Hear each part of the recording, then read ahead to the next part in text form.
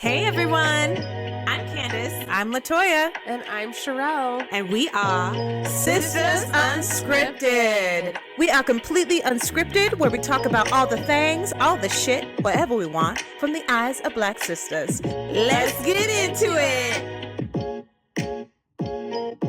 Hello, sister. Hello. Sher'l is not with us today. She's actually on vacation, soaking up the sun. So I'm super jealous. Very jealous, but I'm actually super happy for her too, because she deserves the vacation and can't wait to hear about all her stories. I haven't seen a lot of pictures, but some of her pictures that she has posted, I'm like, oh, I know that purple dress. I was like, I want that, but so cute. I can't be wearing things like that right now. It's too cold. So how have you been doing? Busy, busy, busy, busy as always. So I'm pretty sure people will realize that in season 2. I've just been so busy this this season, just grateful and also trying to find moments of rest, but I have not been successful in finding the rest that I need. And then if I'm resting, then my body goes, oh, it's time for you to really rest. And y'all know what that means. I'm knocking on wood right now so I don't manifest any kind of thing. But yeah, I've been really busy. So just trying to Yeah, figure out how to keep the blessings coming and slow down. I'm really excited. I've been working really hard on trying to get the music memorized and lyrics memorized so I can just go in day one ready to go. and you're doing it with Gray. That's so exciting. I am. People probably don't know who he Yeah. is. Yeah, I don't know who he is, but that's okay. I'm sure there'll be pictures and stuff like that you post, and we'll share that on our pages and whatnot. But it's pretty cool to see the little mini reunion that you have going on. And then the girl from Whitelisted. Yes. It was really And cool to see her in there. She was super talented. one is crazy too. The other actor in that male actor is a friend that I worked with out in Denver. Really? When you were doing Christmas Carol? Yep. That's cool. Isn't that wild? I was just like, well, the arts in theater or even music or museums or film, it is so small, y'all. So It really is. I've met It so many really people is. who know the same people that I run circles in that are in different artistic circles. It's wild. How is the person that's from Denver? Are they here locally now, or are they just here for the show? They are here locally now. He actually has a very well-known family that a lot of Utah folks will know or know who his family is, and they do a show every um, holiday season that is pretty famous here in Utah. So he comes from that family. That's pretty cool. He's super. He's the coolest. I miss him too. Congratulations. Thank you. Trying to get them vocals right. They're gonna be just fine. What's the vocal range that you have to produce in the My show? gosh. Are you up there in the rafters? Yes, I have to belt. I don't know what note it is. I've been trying to figure out how to mix it, but the mix doesn't work. So I'm trying to figure out how to go into a mix and then switch into the chest voice so I can belt it and then find parts where I can go back into my mix. So yeah, so I can do it all and also do it healthily so I can keep it Sustain it. consistent and do when I have to do 2 shows in one Yeah. day. Oh, for sure. Yeah, but I For did it sure. yesterday. I was very proud of myself. I was like, "Oh, I think that's what it's supposed to be." So, Yay! I love that for you. Well, I'm excited to see it. When do you guys open? we open in April and runs until the early May. Okay. The Passing Strange slot. Mhm. Oh, Yes. I miss that show all the The time. magical slot. Me too. We're going to get into a couple things before we get into the topic today. We've been starting to play around with the am I the asshole? I've been hearing it like a lot lately on podcasts or just in general, like when I'm having regular conversations with people, and they'll say, "Oh my goodness, I was reading Reddit and I saw this thread on am I the asshole?" And so, but this didn't come from Reddit. I was actually just on Instagram, and you know how we doom scroll sometimes, and there's this video of this lady. So she was filming it looked like she was on a date. And so it looked like she was filming the half-eaten steak and food. There's a couple of plates in front of her, and she turned it on herself and she said, "It's been 45 minutes. I think they left." So so I guess what had happened, she told her date that she had kids, and they said, "Oh, I need to go to the restroom." And then they never came back and left her with a bill. Wow. Yeah. I didn't see the entire context of, because it was somebody stitching the video. So it was somebody responding to the video, and the guy had said something like, "I don't know the whole context here, but basically it said, you had to have done something, or you not done something, but more or less, why didn't you disclose that before the date?" And maybe he wasn't aware, or maybe you guys had been talking for some time and that's why he left. He's like, "I'm not condoning it, but the thing is like, we don't have all the context." But I think anyway that even if this guy did know, I don't think you should leave. Like, you know, or at least just like, don't just be a jerk and just ghost her. You know, you can be an adult and just say, "You know what? Hey, this is not what I signed up for. Here's here's the money for the date since I asked you on the date," or even just say, "I'm going to pay for my meal and you can take care of yours." Something. But just to up and leave, I think that's wild. So, I Mm. guess my question to you is, are they the asshole? Like, are is so I guess we can do it in both ways. Is she the asshole if, let's say, if this is how it went down? Is she the asshole for not disclosing that she had kids until the date? Or is he the asshole for leaving? Mm. In this case, I'm gonna say they're both the asshole Okay, explain. because I mean, I don't. It sounds like, and mind you, once again, we also don't know the full Right. story, but it sounds like that information was not given while they were talking that she has 2 kids, and I think that is really important information, especially if someone's just not ready for that. So that's like a big if they're into you, that's a big commitment for somebody who maybe doesn't have any children or are not looking to be in a relationship at that time with someone who has kids. Um, I so I would say that wasn't really cool on her part, withholding information. And I will say that was an asshole move on his part as well, because what are we, 12? Like, this is that's some bullshit.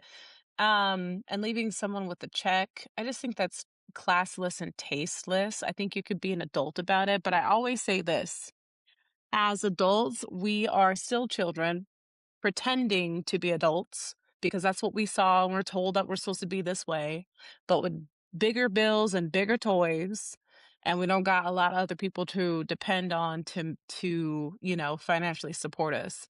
So I'm like, we're just all kids in the long run. We think that we're older and more mature than we actually are, but we're more kid-like than we think. And I think that was very childish of that person. I would be like, "Girl, do you wanna have now 3 children in your life if you got 2 babies? Because then it sounds like this man is a baby too." So, because he can't be brave enough just be like, I'm not interested in Right. doing that." But, like, finish out the date, pay for the check, finish the date, and it's okay to say, like, and I would hope that they both would be mature enough to be like, "Heard, I understand that. I still had a lovely time meeting you," or whatever, Yeah, but that's like thank you for being honest with me, open and honest with me that this is not what you want moving forward, and thank you for not mhm. leaving. But Right. I agree with you. With the context that we do have, which again, we don't know if she disclosed that information or not. But I'm going to take the side of, say they, because there's people out there that will just go on a date instantly without really a lot of chitter chatter. So let's say there was, "Hey, I'm into you. I like your profile page. Hey, I want to take you out on Friday, blah blah blah." And there was no discussion. I think that even makes more of the guy the asshole. Because if there was no prior discussion, then that's not her fault that that information wasn't disclosed yet. because she didn't get an opportunity to disclose that yet until that first date.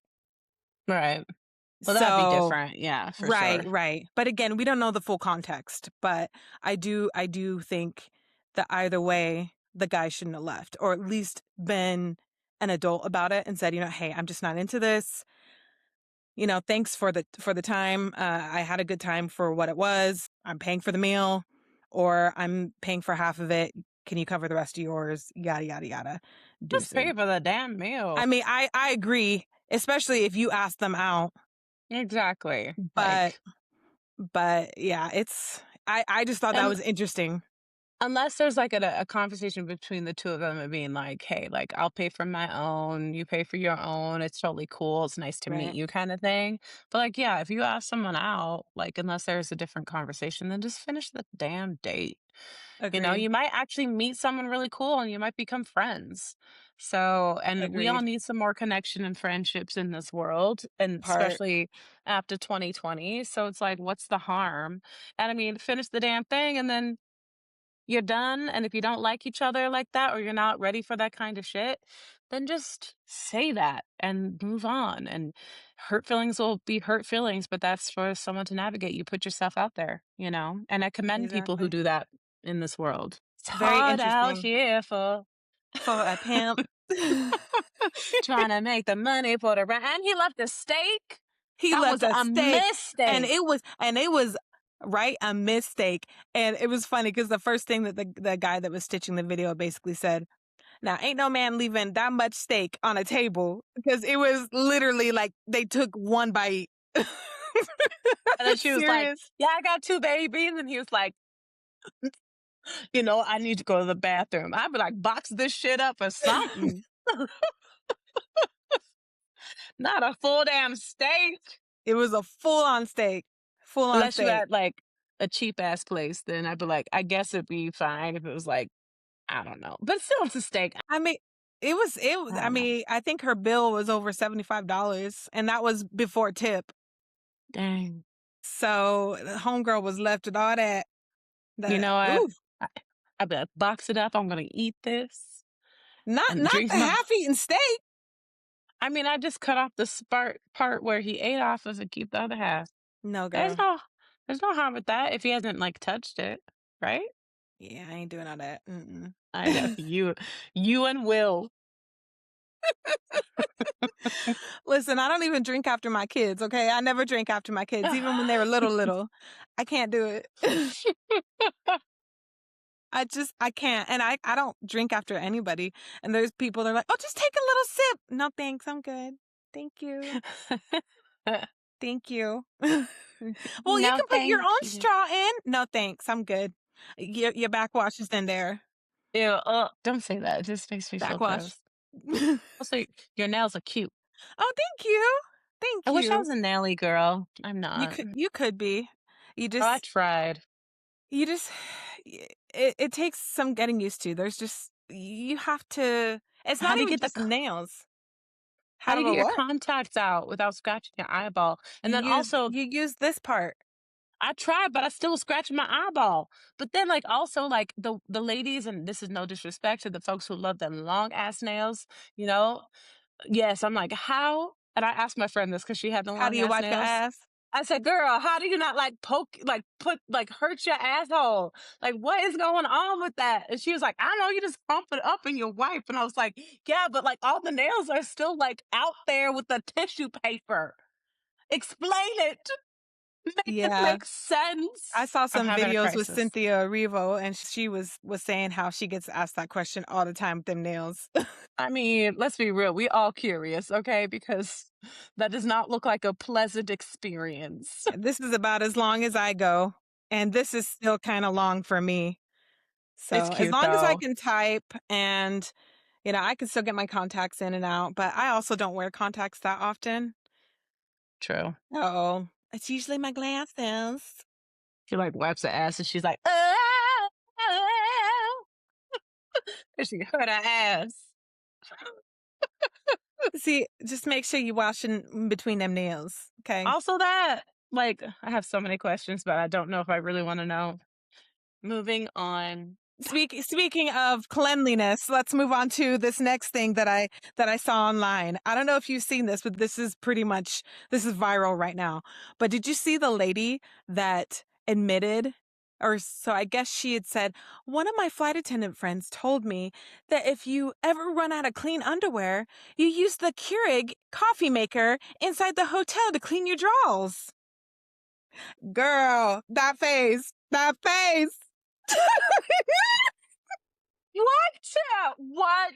Oh my, You no. haven't seen that yet? I have not. Okay, yeah, I'm not gonna lie. I saw something with a coffee thing and a white woman, and I said, I don't have the time. And I was like, I can't. Not Yep. knowing what the fuck it was. What is going on? I Yes. have questions. He straight up said, this is how you do it. And of course, I was beelining to the comments, and people are like, you couldn't just wash that in the tub or in the sink. And Seriously. and the first video that I've been seeing it everywhere. Now that we're talking about it, that we're talking about it, you're going to see it everywhere. But the first video that I saw, and it was a doctor that was reacting to it or stitching the video, and basically said, this doesn't make it any cleaner. It doesn't clean it as well as you think it is, first of all, and you're just nasty.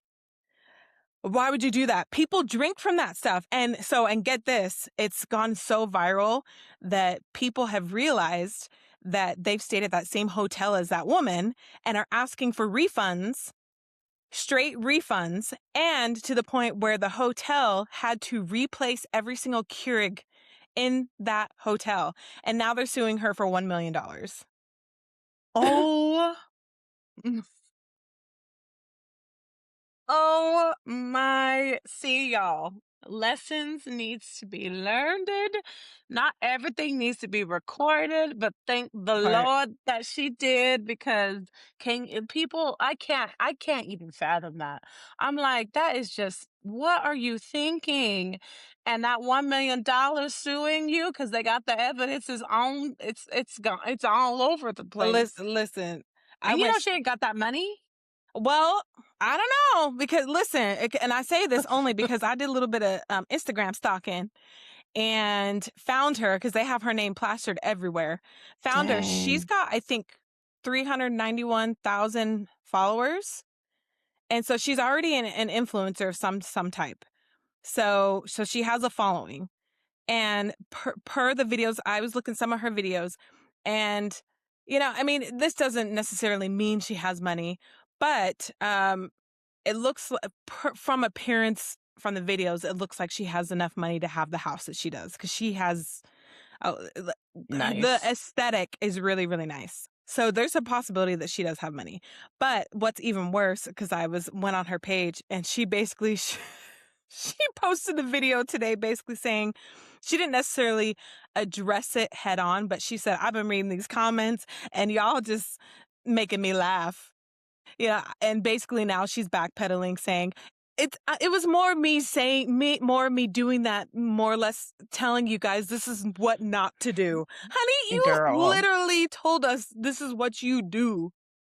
You're nasty. You're nasty. And you ought to be Yeah. ashamed.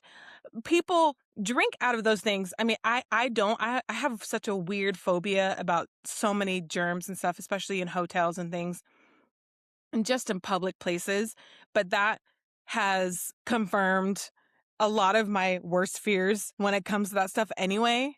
So I guarantee you, just like it makes me want to throw up my mouth a little bit. That's Isn't that just crazy? yes, like, why? It's just people always got to ruin it for everybody else. And it's like, of all things. And first of all, I mean, first, it's just nasty. Second of all, It's I feel like it's gonna be 10 times harder to clean your drawers in a Keurig than it would be just to put it in a sink, Seriously. you know? Like, Or there was one of the comments, "Why don't you just pay the $5 to do the laundromat that's on site? mhm. It's not that deep." And then there's I guess video stitching it where they're this girl, she's washing her drawers in the tub, basically. Like this is how you do it, folks. I was like, dang, I bet dang. she's probably wishing that she spent that $5 so she wouldn't have to be paying $1,000,000 if they actually win. I mean, and $5, honestly, 1,000,000. it wouldn't surprise me if they do win because A, they have the evidence, and it's why would you put that out there? People think, I don't know, it's like when I see some people, and I don't know if it's a joke or rage baiting or whatever it is, but those videos where they take the toilet seats and they put it in their dishwasher, and I was like, why would you do that? Well, that's so gross. It's That's so so gross. gross. Or, and I think this is probably rage bait, but like someone was like cooking macaroni like in their sink, like making mac and cheese in their sink. And I was like, what are you? That's got to be rage bait because Ugh, what the hell? just for And then views? but they do the whole thing and look at this mac and cheese. And I was like, it's called sink. You made it in the sink. Like, Ew, use the sink as your mixer and stuff. that's so gross. You know what salmonella is in there? All and other things? Like, And y'all, let's be real, most people aren't cleaning their sinks thoroughly to begin not with. like that. N It's true. And you think you still do, but I bet like you cook a lot of uncooked meats and stuff if you're a meat eater. Like, come on, Yep. y'all. I Oof. don't get it. Yeah. Anyway, You ne nasty. yeah, nasty. Okay, next thing, and then we'll go into the topic. I saw there was this video that I saw. You know that show Pop the Balloon? Have you seen it Maybe. where it's like a dating show where they have men or women will come in and the people on the panel more or less have a balloon, and there's a lot of times when the person that they'll Yes. instantly come in, it's like pop pop pop pop pop pop pop pop pop. So anyway, this man comes in and he's a from what I see, from what I thought he was a good-looking man, and there was this it was they were I think they were all black. And to be honest, I think a lot of them in that show are black to begin with, from what I've seen anyway. Mhm. And then yeah. So I don't know if they're tailoring to black folks or if it's a black show. I don't have enough information to confirm nor deny on that. But at least this episode from the clip that I saw on, I think it was YouTube or Instagram. So, but the guy had said to and she was gorgeous. She had her natural hair out and it was probably my length. And he basically said to her that she's not his type because he prefers women with long hair. And as soon as he said that, and most of the black women pop pop pop pop pop pop pop, and then one of the black girls, you know how the host will come and say, "Why did you pop your balloon?" And Yes. this woman crashed out on him. And honestly, actually, I take that back. I wouldn't say crashed out. I think she was actually. I personally thought she was very um I think she was proving a valid point, and basically she said more or less, that's a black woman. You don't, and she's like, I guarantee your mama got short hair. She's like, you got nappy hair too. She's like, why are you talking to your fellow black sisters like that? Like, why would you do that? And basically saying more or less, black women already get criticized enough for their hair. Why would you say that? Like when women can wear braids, or well, not I mean women, yes, but I'm talking about black women. They wear lots of different hairstyles, from braids to dreadlocks to the bantu knots, wigs, half wigs, all that. They buzz it off, all that stuff. And I honestly, I actually agree with her. I mean, I get you have a preference, but I do believe that was a bit vain of that person because literally you can just get more hair. But what really bothered me is this man basically said to this black woman, "Oh, you're triggered." And she's like, "I'm not triggered." And I think that's something that a lot of us black women get told a lot when we have a strong opinion on something, and we're not yelling, Mhm. we're being very, very rational. We might be a little bit passionate about it, but it doesn't mean we're being aggressive. But I believe his narrative to her was saying that she was coming across as aggressive, and I didn't like that because I think Yeah. I think as black women we get that enough. And coming from my own experience as a black woman, And I even get it in the workplace even today. We either stand up for ourselves or stand on business on what we believe in, and it's too aggressive. And then we don't say anything, then you're weak and, the opposite end of the spectrum. So, Mhm. it's just not necessarily anything for us to really, really talk about, but that was just some stuff that I saw on the internet too that I thought was interesting. Black women are, um, like, the projection on Black women to be this perfect embodiment of everything at 100%, um, every moment of every day, every second of our existence, that we have to be exactly what people think that we need to be when we actually are just human beings at the end of the day, like everybody else. And I'm so sick and tired of people policing Black women when we're just being direct and assertive and just being communicative. And most people are passive aggressive, and most people don't know how to handle real communication because we're not taught how to really communicate and receive it as communication. We've talked about this a lot on our show with how we three communicate with each other and how we receive it and how we've had to, like, teach ourselves how we listen and how we receive things and how to, like, really hear what we're trying to say.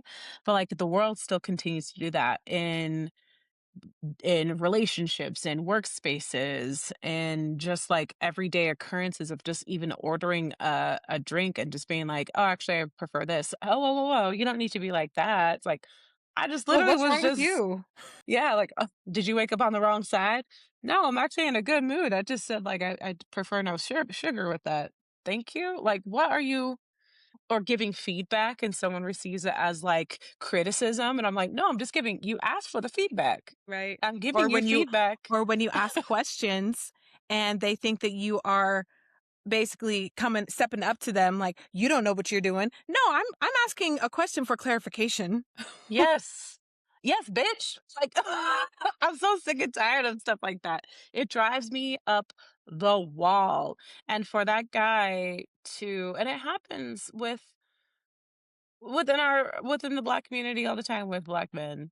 It's, I think it is unfortunate. And I'm like, y'all need to start thinking about your mamas and your sisters if you have them, and your aunties and your grandmothers and everything, that to think about them consciously and how much shit they've had to go through and navigate in the life to have the life that they deserve, and for you to have the life that you deserve. And so when you talk to other Black women, think about how you talk to your mom. And would you talk to your mom that way? Absolutely fucking not. So start talking to Black women with respect and as human beings. And when they talk to you assertively and clearly, it's not an aggression. It's Right. just called communication. Don't Right. get those things mixed up. You will know when it becomes aggressive. For sure. So Absolutely. that man, I I think, agree. is in the wrong, and I'm glad that she put him in his place. And if I he was glad received to. it, he was the one triggered, not her. Yep. What 'Cause a he was getting called that would out. that would be what, a projection, more or less. For sure, a He was projection of what's projecting. happening. For Mhm. sure, and I think while it's totally fine to have preferences and what you want in a partner, but I think that thought in particular, I think that should have been an inside thought. Yeah, and if they press, it's like, out of respect for you, I'd rather not say, "I think you're a beautiful person, it's just I have some preferences that just don't match up," and, like, move on with your day. And if they Right. get, and I would hope that they would also respect those kinds of answers too. You don't Yep, have. I right. tell everybody, you don't owe everybody all your information. That's something I'm learning even more now as a 40 something Black woman, more so than ever. Yeah, Mhm. you don't owe anybody all of the information. So, yeah, that's so important. Mm-mm. So, Unless you're in, like, a serious relationship or whatever, but, like, other than that, like, not everybody needs to know all your business. You can keep that right, business to yourself and still communicate what you need and what you prefer in a right. respectful way. I think that video hit me too is because and is because I still am trying to embrace my natural hair, and there's days that I love it and days that I absolutely hate it. I'm not gonna That's just real talk. And I that woman was gorgeous and her hair was beautiful, but if she's anything like me, which I know there's several several black women that have the same feelings that I do about my natural hair, especially when I grew up having straight hair and long straight hair for a long long time, and being natural is still very very in its infancy. But I think I saw myself in her, where I know for me, especially because I still struggle with accepting my natural hair, and obviously I know that's my thing I have to deal with. And but, like I said, it's a journey, and I think a lot of black women, especially when they do the big chop and they start to embrace their natural hair, I think it's a journey that a lot of us go through, and finding, the love for our natural hair, especially because society has told us to hate it for so long. Mhm. But I think for me, if that were me in that situation, that would have just confirmed the idea that, "Oh, I'm not beautiful enough," or whatever society, standards that have been placed in our heads since childhood that we're still trying to unlearn. I know those because I know that was something that popped up to my head when I was just watching the video, and it wasn't even me in that video. And I get, we're not everybody's gonna know what's going on, in our minds, but I think especially in the Black community, we know a lot of the struggle that we all have had to go through, and our ancestors, especially around things like our skin color and hair. So I think those are things that we need to be a lot more cognizant of and aware of, because people are probably, dealing with their own insecurities when it comes to those things. And we don't want to, at least me personally, I'll speak for myself. I don't want to perpetuate those things for those people. Mhm. If that's even the right word. I don't want to amplify those feelings for those people, you know? Yeah. Mhm. So, Yeah. I think being as cognizant as you can with an understanding that there are, you know, there's going to be mistakes, but like taking accountability and ownership of that and trying to do better the next time is always like my motto. We're not here to be perfect beings. We're here to learn and try to be better every day as we can with the right, time that we're given.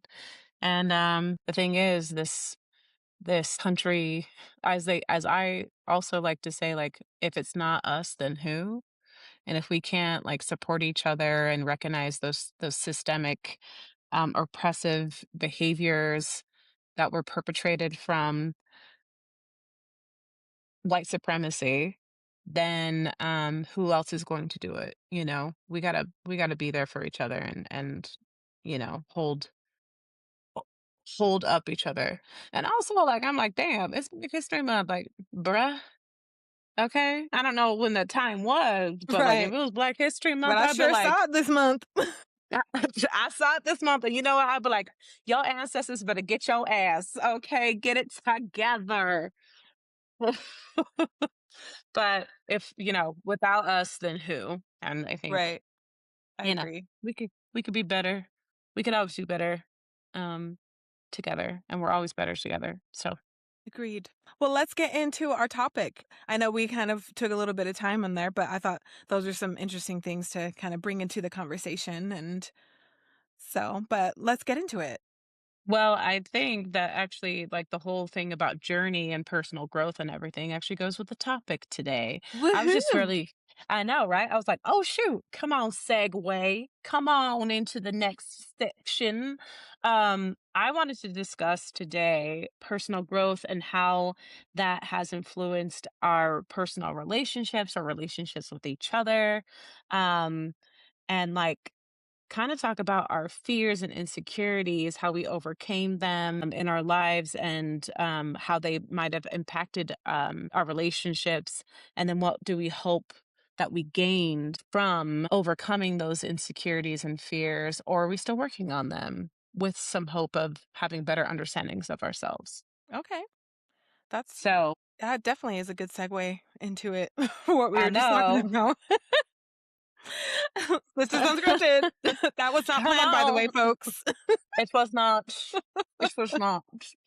Well, I'm going to start by asking you, sister, what is a part of your past that you are still trying to find peace with in regards to like your own personal growth journey, your insecurities and your fears? There's quite a few things, but I think the main thing for me would be my experiences with divorce. Uh, Mm, because well, for quite a few reasons. We come from a divorced family, one, and I grew up telling myself and believing full-heartedly that I would never get divorced. And I told myself I'm never going to follow that pattern. I am breaking these patterns, these generational cycles that keep repeating over and over and over, from generation to generation in our family. And lo and behold, I divorced not once, but twice, as I've mentioned before in the podcast. And if you are new to the podcast, then hello, I've been divorced twice. That's something that comes up a lot for me because I think what we went through and seeing our parents go through it and how terrible it was, but yet it was, but terrible meaning what happened to us because of it. But I'm also grateful that it happened because it needed to happen for our family. That needed to happen. But the way that it went down shouldn't happen that way. We've talked about it before, how we were separated, how it was you and I, we were with mom, and Will and Sher'l were with dad. And as we're seeing, as we are continuing to grow into our older years of adulthood, how that still has had an impact and still continues to make an impact on our relationships with each other, even to this day. And it's interesting because, there's a lot of things that we didn't, and I would say don't understand about each other. But I think, particularly with this podcast, we've learned a lot, especially us sisters. There's a lot that went on there that we don't know about, and vice versa. I think I said this on one of the episodes that there was a lot of things that Will and Sherelle received over at Dad's that I was so jealous of and for a long time. But doing this podcast and talking to Sherelle more about these things, and even with William, realizing that those things still came with a cost. And even though it looked all shiny and exciting from the other side, them going on these amazing trips, but at the end of the day, it wasn't all roses and rainbows as hmm much. And it's not that I thought that they were all happy all the time, but there was a part of me that was like, you got all of this. And I don't want to say I resented them. Well, maybe I did a little bit. And maybe I did, but I don't think it was necessarily meant for them. I think it was more meant for the situation. But anyway, that's kind of off topic. But so back, kind of gearing back into something that I'm still making peace with is the divorce, because I didn't think that was going to be something, like, I just knew it wasn't going to be something that I went through. But I've had several times people, family members even, tell me that I'm damaged goods because of it. And it amplified the idea that I'm not good enough, or that I have too much baggage now that nobody's going to want me. And while I've been divorced for almost 8 years now, I've definitely grown a lot from that. And a lot of that I know is silly now, and I'm like, of course I'm worthy. I know that.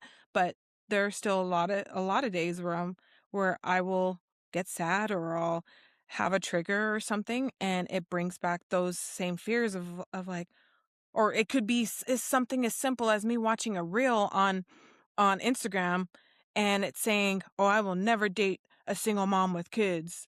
And while logically I know that that's just their preference and that's totally fine, but confirms the idea in my head that, okay, I'm a single mom with kids, therefore I'm not good enough. Which again, logically, I know that's just not true. It's ridiculous. I know I'm good enough. And honestly, I my logical side knows I don't want to be with somebody like that anyway. And also, I think it's unrealistic nowadays because of, I mean, what is, I don't know the exact statistics now, but the last time that I saw was, more than 50% of marriages end in divorce, and that's just the first marriage, and I think it goes higher after every single time you get married. But I think especially when we're starting to become middle-aged people, I think it's kind of unrealistic to think that people don't have children at our age. Yes, there's the people that don't, and, you and Sher'l being part of that, but you guys are very rare. I hope I answered your question. You did. Yeah. I didn't even think about that because I'm also, for the viewers out there, divorcee. Um, don't get married when you're in your 20s unless you're really ready. For real. Even though I thought I really was. And then you just grow so much in your 20s. And then especially when you hit your 30s, you definitely are like, "Who who who who is that girl I see?" Oh, I thought you were gonna do Michael Jackson. "Who is it? Oh, Is it a friend of mine?" that works too. Oh, I think I would say for me is having I'm still trying to wrestle with, probably for a while, how I distant myself from a lot of people. I love my alone time. I really do. And oftentimes it gets misinterpreted as like I'm super lonely or whatever. And I just really like being alone with my own energy and my own thoughts. Not all the time, but like I don't know, due to like traumatic experiences and things and just having the desire to craft out my own identity and who I am. I've realized like in my life that has become like a definite pattern where like I'm just so hyper independent that I don't know how to ask for help when I really need it, or seek connections with family or with close friends just because I'm like I just had so many experiences where when I've had the courage to do it, it's just been an extra added unnecessary traumatic experience. Um, That so I've probably always pushed had you more like, back into that cocoon. oh, for sure, for sure. So that's something that I'm like, I don't know if it's a fear of mine that like I've missed out on so much time with loved ones that when time finally has an expiration date that I will regret the missed times that I've had, and so I often wrestle with that. It's definitely a part of my fears that Is I that something you talk to your therapist about? oh, yeah, and she gives me some clarity of, like, why I am the way that I am, and I'm still working through it. So, yeah, that would be mine. Well, while you were talking, it kind of reminded me too, like with a divorce, it hasn't just taught me that I'm not good enough. I think that idea alone of I'm not good enough bleeds into other parts of my life. So it becomes so much more than just the divorce. You know what I mean?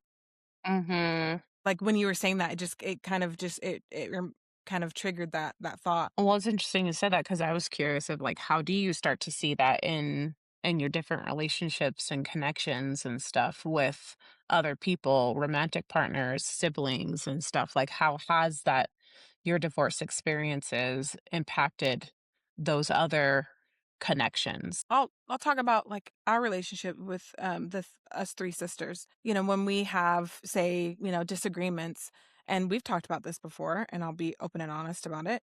I shut down. I shut down very quickly because I don't feel like I'm good enough to be heard because of past experiences. And there may be things that that you and Sher'l are unconsciously not doing on purpose or anything may do that might trigger me to do something. Like it literally could be something so small, like it could be an eye roll, a change in your tone or attitude, and it could be because of something completely unrelevant to what our conversation is. But for whatever reason, because I'm so hyper focused and fixated on making sure people's emotions are intact. And it's kind of the idea of when we were growing up, and this is something I've talked to my therapist about. And I believe you experienced this too, and probably Sherelle. A lot of the times when dad would come home, we didn't know what mood we were going to get that day. So therefore I changed my entire being to adjust so that they would feel comfortable. And me doing that as I've gotten older has made me realize I'm not benefiting myself or the conversation that's being had because I'm not putting forth whatever my 2 cents is, which could be something that could help us resolve the conversation. Mm, Does that make sense? it does make sense. Well, it's like I don't know if it's a thing, but emotional, not necessarily like when we're talking about tone policing.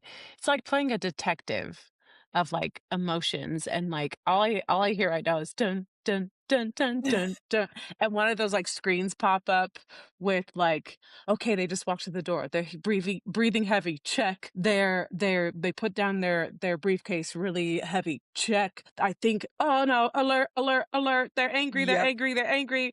Oh no! Oh no! Abort! Abort! Abort! Leave! Leave! Leave! Like try to assess the emotional experience of somebody else so you know how to like protect yourself to get to feel safe again or not to feel anxious again.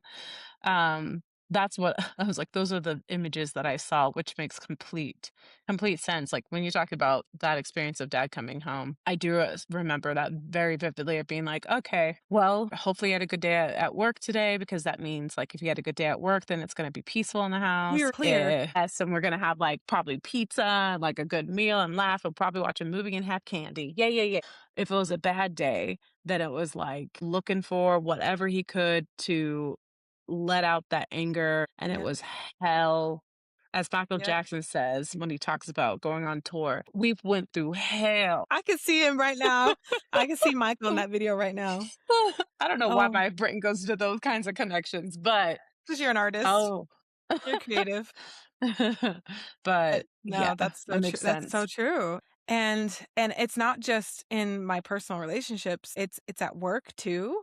It's even in, my interactions with strangers, but it bleeds into all of these other areas of my life. And it's so crazy because in my head the entire time I'm saying, Candace, stop. Just stop right now. Like it's not that serious. All of my tools almost kind of go out the window, but what my therapist has been we've been really working on regulating my nervous system because most of my life I've sat in fight or flight.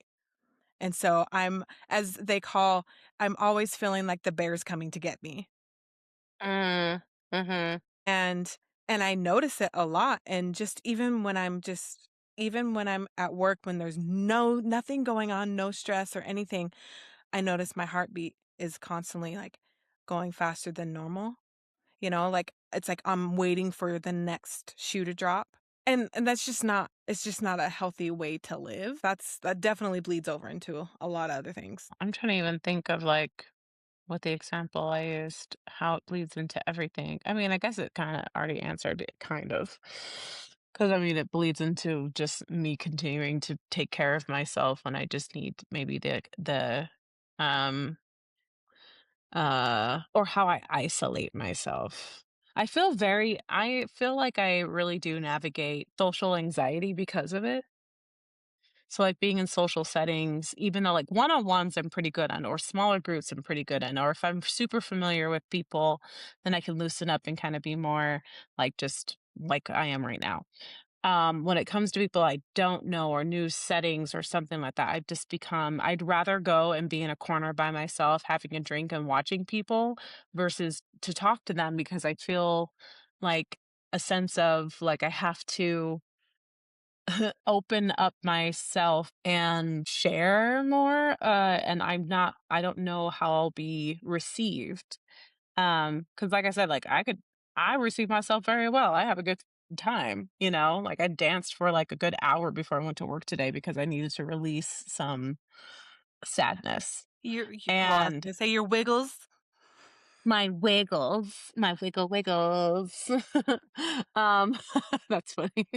But, like, I do notice how it impacts, like, I start to like, even in it's interesting, even in how I talk. I've noticed throughout time how I have developed an anxious stutter when I'm around people or like I get brain fog instantly because I'm trying to say something. I can't recall words. I'll even forget friends' names that I've known for years because I get so overwhelmed. So it's like I'm so because of my hyper independence, I've also become so isolated from knowing how to communicate with other human beings. And I do oftentimes feel a little bit more myself in the artistic setting because it's like now I just get to create. So that for me requires a different kind of brain and a kind of different way of talking and opening self because that's required of you. But in life, I'm just like, I'm just gonna be in the corner and people like, come on. And I'm like, I'm good. Just so awkward. And oftentimes I'll get like I remember I'm not gonna say who I've worked with this artist before and they're considered, I think, famous. No shade, that sounds so shady, huh? They're considered famous. No, they really are. They're well known outside like, across the country for their work, and we got to work in a show together, and I was going through some shit, but also I was, like, dealing with, like, my insecurities of, "Why am I here? I do I deserve this? This person, blah, blah, blah. If I think I'm, like, a weirdo because I don't know how to, like, talk and blah, blah." So I isolated myself, and, of course, this person was, like, found not found me, but actually bumped into me, and he was like, "Oh, hey, how are you?" And I was like, "God, like, so it was bad, and he just looked at me like and straight up disappeared. And then when Facebook was still a thing, because it's not really as, poppin' anymore, he, like, added almost all the other actors and did not add me, which, I mean, whatever. But also, I was like, "Oh, I mean, it's But it's like it probably confirmed some of the ideas in your head that were already there, even though they weren't true. yes. Oh, for sure. For sure. I was like, I guess, because mine does translate, I think, again, like for similar to you, sister, is like, I'm not good enough. I'm not worthy of these connections. What's the point? Will I be truly seen and accepted when I can just be on my own and do that by myself? I notice, well, two things. I notice when you are in around people that you don't really know very well, you do this nervous laugh. Really? Yeah, or you'll do little jabs, but like they're not like gut-wrenching jabs, but you'll do little jabs and then you laugh it off as if like to make it not as serious. Ah, I can see, like, That's something I've noticed about you. what And does it sound like? What's my laugh sound? girl, I don't even I don't even know right now. I'll if I remember, I'll tell you what, if I remember, I'll be like, "That's it. That's the laugh." Okay. Okay. So, I'll remind you, if I remember. But and also something that you might wanna consider is you are in the perimenopause range, in that age, and while that brain fog and stuff, some of the stuff that you were talking about, the stutter and I know it probably happens outside of those other things, but some of that stuff is, I mean, a lot of the perimenopause symptoms. Right. Well, I mean, even before But it pre-med, gets amplified. it's amplified, yeah, because I remember so vividly. I was with in college, and I was with a friend, and she was like, "Oh, please introduce me to your like, I wanted to meet them this summer," and I was like, "Sure." went up to, and I just got so anxious that I was like, I'm so sorry, I don't remember your name." And she looked at me and was just like so hurt. And I was like, I just literally just my brain would not function anymore. And I felt, and I apologized, but I can tell like that she, like it hurt her, and I felt very bad. So like now I developed a tool of like being like, "Oh yes, I am blah blah," and like, "Have you met my friend before?" And they usually lean in and like, "Oh yeah, hi, I'm such and such," kind of thing. Like I set it up for them to do that work versus me having to, out of fear that that will happen again. That's fair. That's actually I do something similar as well because I do the same thing in some regard, and it's crazy how it just comes out of nowhere. So, those tools definitely can help, and I will say, though, it does suck when the friends don't take the bait. But Yeah, more than in seriously. most times, they usually do, though. "Oh, yeah, my name is so and so." Yep. Yeah. I'm like, okay. Yeah, exactly. Are you picking up what I put down? No, And if for you real. don't, well then what do you hope to gain from facing your fears and insecurities? I mean, it's just, more confidence, I mean, I would say, and I don't wanna come across as if I don't have confidence because I definitely have confidence in myself, which is shown in just small things, I mean, a lot of big things too, but I would say getting up and going to work. For me personally, lately, 'cause, I'll be honest, work has been very challenging and pushing me in ways of and not in good ways. There's been things that have been going on that I don't think that are really known by some of those people. It doesn't make it right, but I'm very clear on the way that I communicate at work, and there have been times when I've been more or less told, not in these words, but that the way I say things is too much. And those are things that I've been told a lot of my life, and especially with the idea of like divorce and like you're not good enough. It just, it amplifies the idea again that I'm not good enough.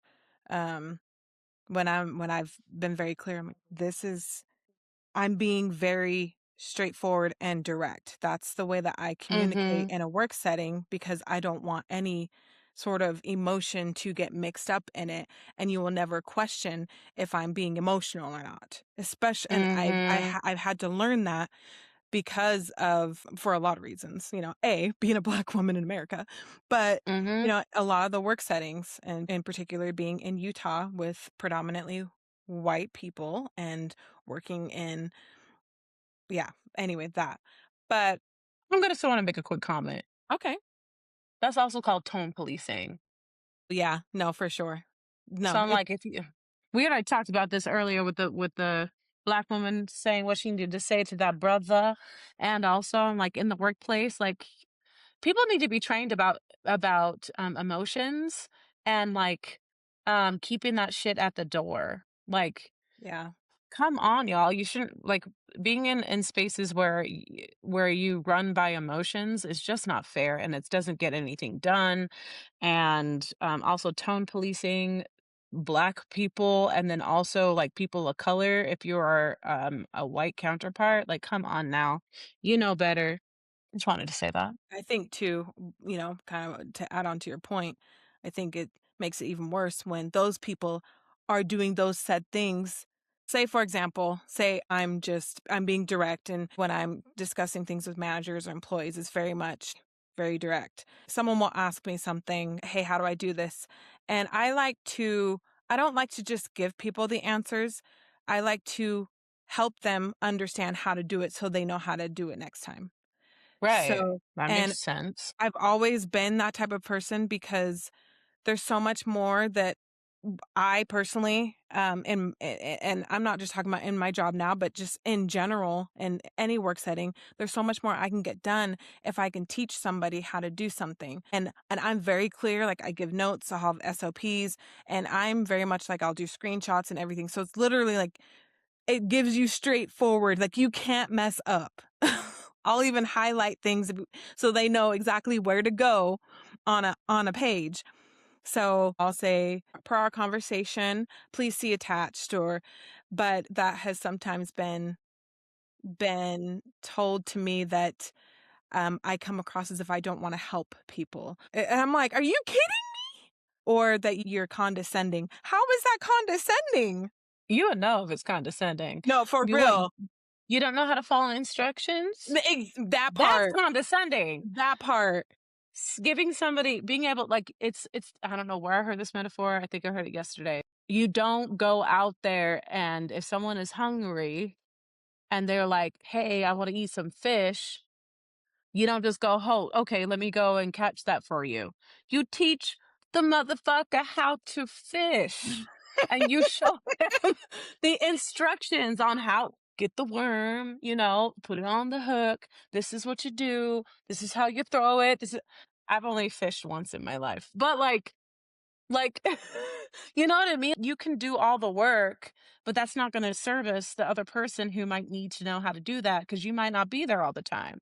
So, like, that's doing a disservice for your company if you don't Absolutely. show them how to do it themselves. That is not condescending, that is actually productive. It's counterproductive if you just do it for them all the time. That also Right. means they don't know how to do their damn job. Now that's me being condescending. Do you know not to do how to do your job? Did they not train you well? No, for real.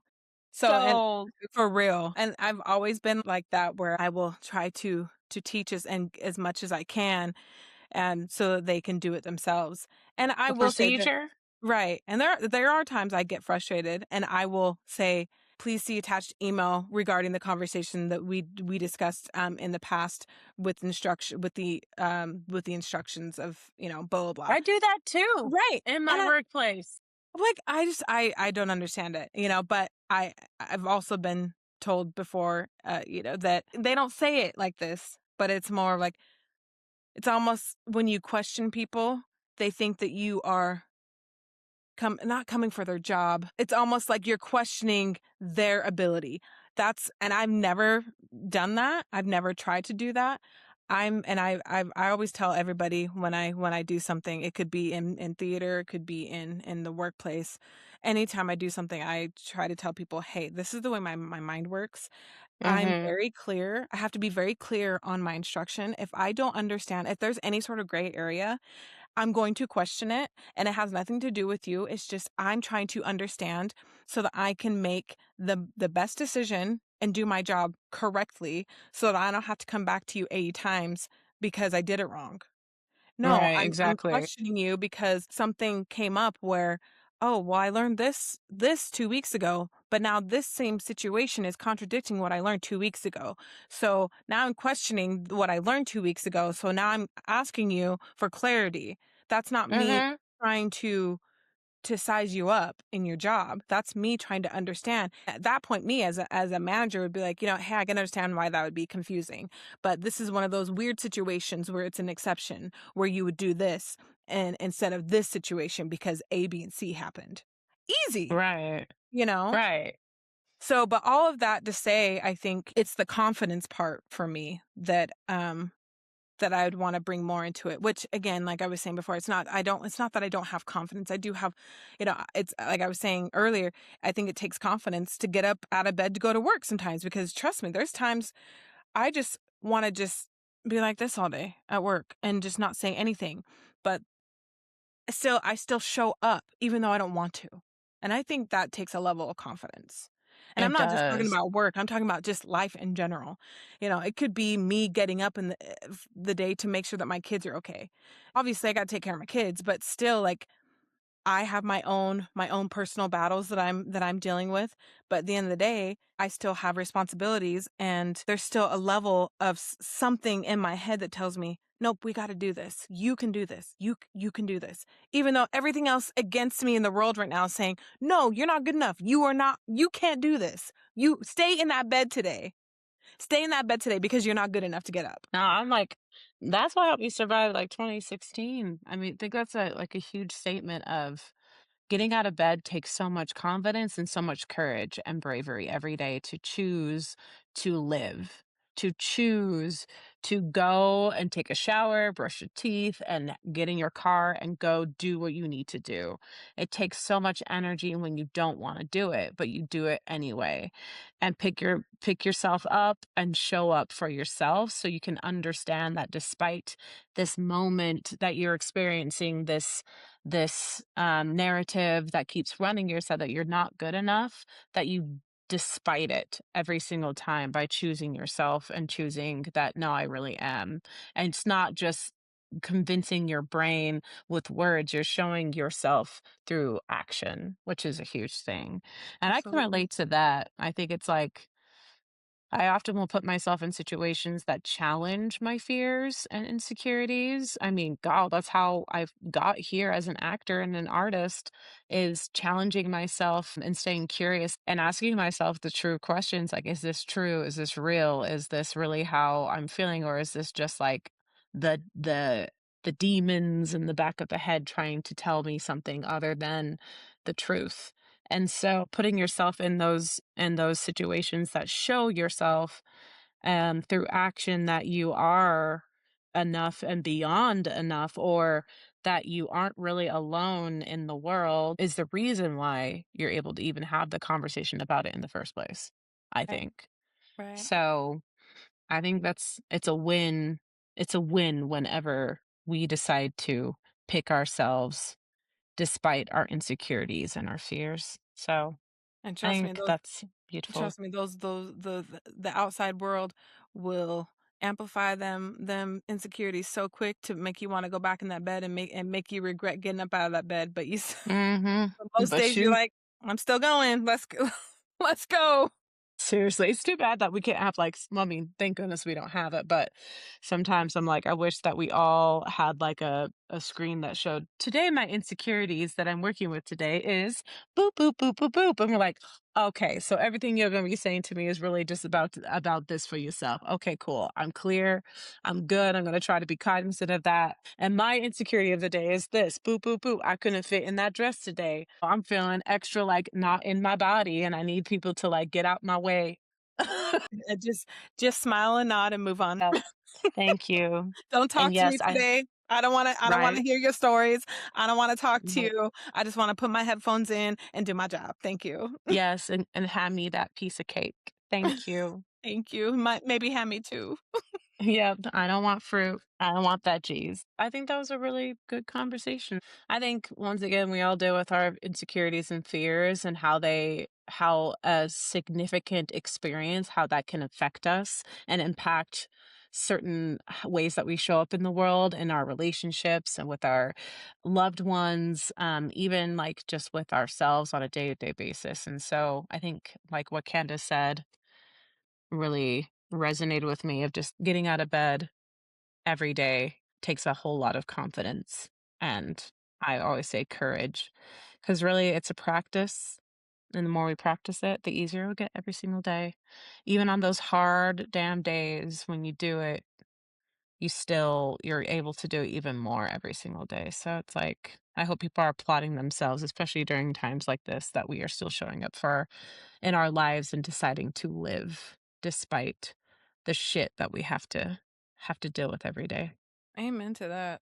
Before we close, I think it's important to know for people that are listening, it's okay to because I know both Latoya and I are in therapy, and and therapy has helped me a lot through these insecurities that I have that constantly go in my head all the time of you're not good enough because of A, B, and C, or the reoccurring thoughts of you're not good enough because you've been divorced twice, or all the things. But I think if you are struggling with something and you feel alone, reach out to somebody that you trust or find a therapist. And I recommend that if you don't like the first, second, third, fourth therapist that you've been aligned with, don't give up because it took me quite some time to find a therapist that I actually really click with. And I almost equivalate therapy to dating in a way, finding your therapist Mm, because not everybody's going to be your people. You know, especially in a therapy setting. I've been to some crappy therapists and no shade to them because they probably worked for some other people, but they just weren't my people.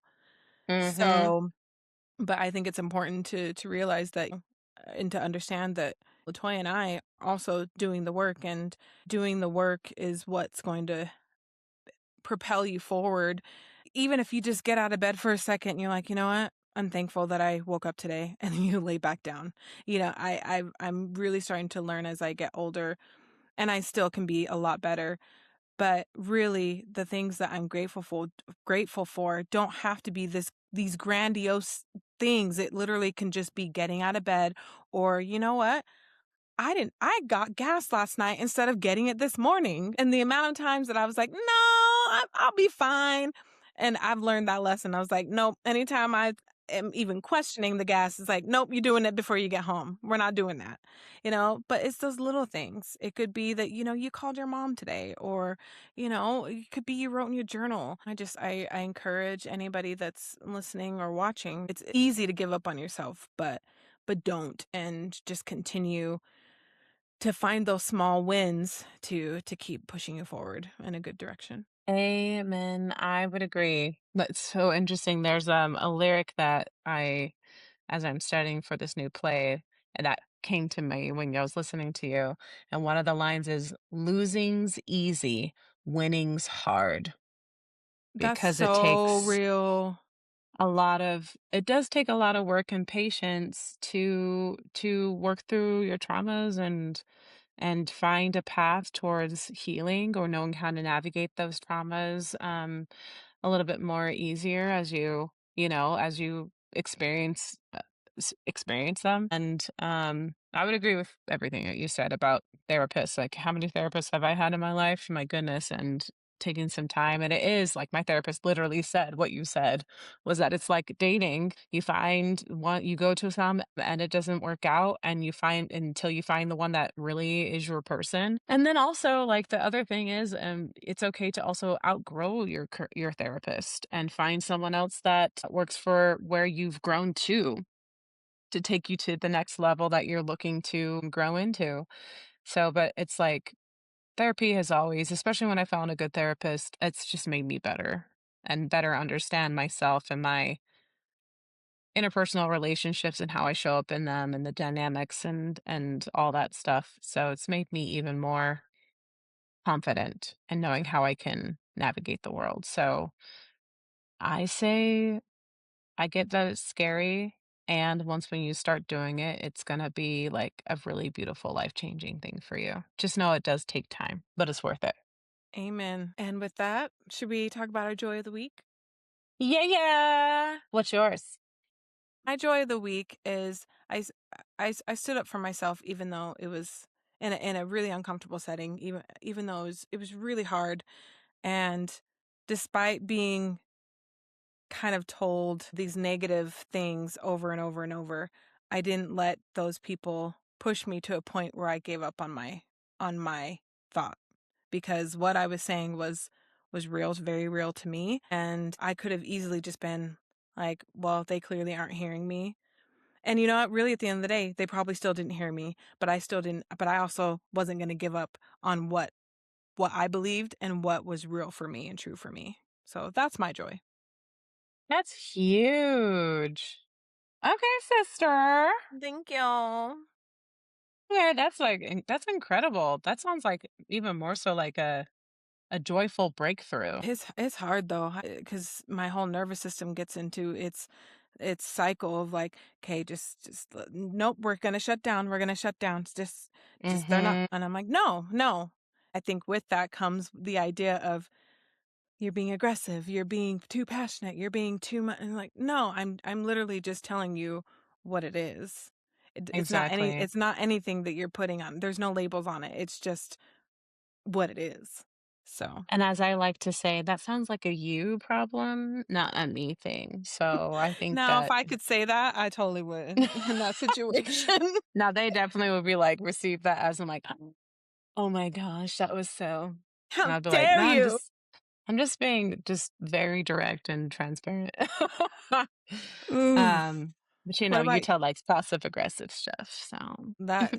Seriously, that should be one of the sayings for Utah, seriously. because the passive aggressiveness is crazy. Is Ooh, it's alive and well.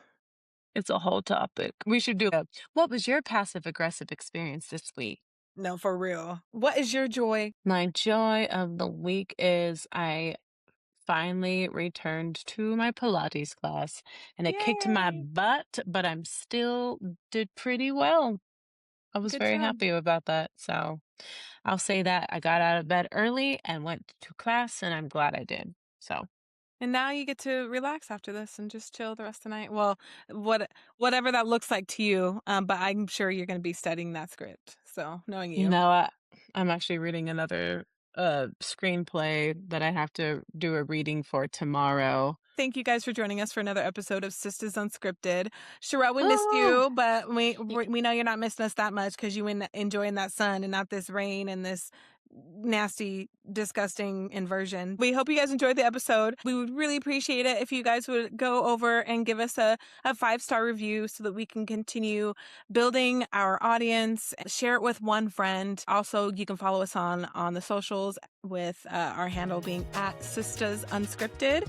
You can also send us a topic, shout outs or questions, comments, concerns, whatever, at sistersunscripted@gmail.com. And you can also send us text messages, voice messages. I will leave the phone number in our show notes. We would love to hear from you guys. We appreciate everything you guys do for us. We have the best audience and can't wait to see you guys next episode.